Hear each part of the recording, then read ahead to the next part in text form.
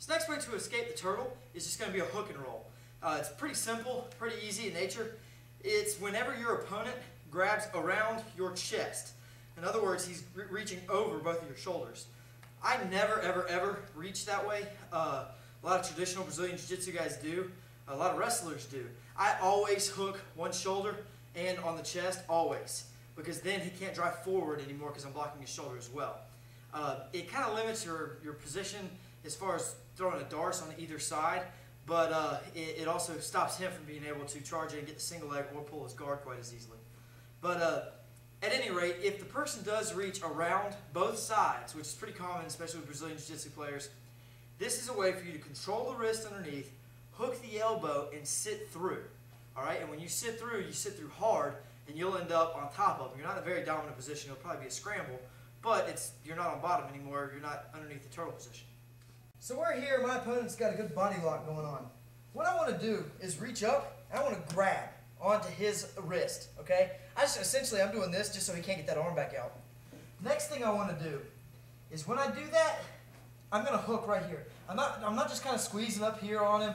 I'm getting a good bite on his elbow. Okay? Because what I'm going to do is while I'm holding this, I'm going to take this knee and I'm going to try to shove it straight out toward that back wall. Okay? While I do that, I'm going to yank down with my body and try to roll us straight over. So from here, I'm going to sit through and pull, landing this way.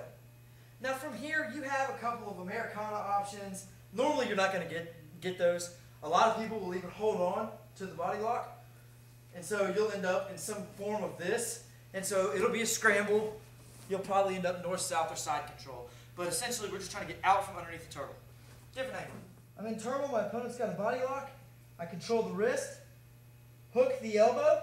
Now I sit my knee through. Watch my left leg from this angle. Watch how hard I sit through, and I'm going to pull with my upper body. So from here, sit. Okay?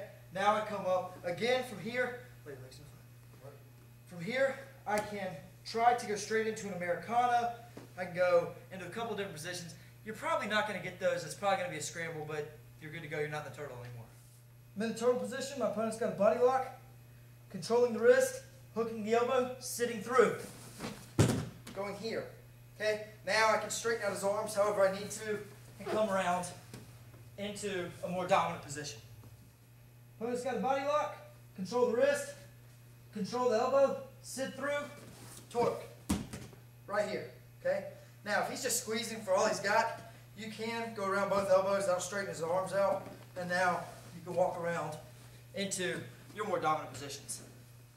That's just a way to hook your opponent's elbow and roll out from the turtle position.